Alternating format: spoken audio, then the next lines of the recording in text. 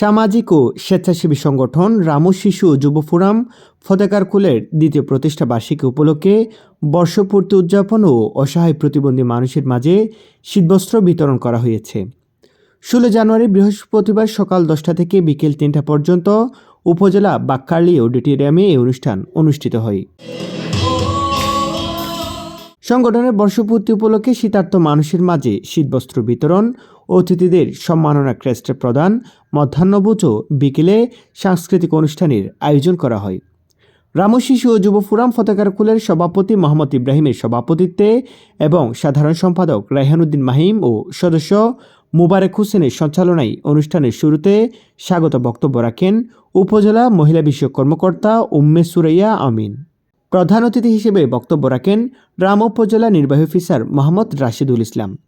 বিশেষ অতিথি হিসেবে উপস্থিত ছিলেন উপজেলা সহকারী কমিশনার ভূমি মোহাম্মদ সাজ্জাদ জাহিদ রাতুল, উপজেলা যুব উন্নয়ন কর্মকর্তা নূরে আলম মজুমদার, রামু উচ্চমোহনী বণিক সমিতির সভাপতি Ruhul Amin Rocky. World vision Bangladesh রামুফির প্রতিনিধি হিসেবে বক্তব্য রাখেন অর্ণা কথা রায়। এই সময় অতিথিরা তাদের বক্তব্যে সামাজিক সংগঠনের গুরুত্ব তুলে ধরেন। তারা বলেন, শিশু ও যুব ফোরাম ফতেকারকুল রামুর বিভিন্ন সামাজিক কাজে ভূমিকা রেখে আসছে। বিগত দিনে তাদের কার্যক্রমের প্রশংসা করে ভবিষ্যতে এই ধারাকে অব্যাহত রাখার অনুরোধ জানান।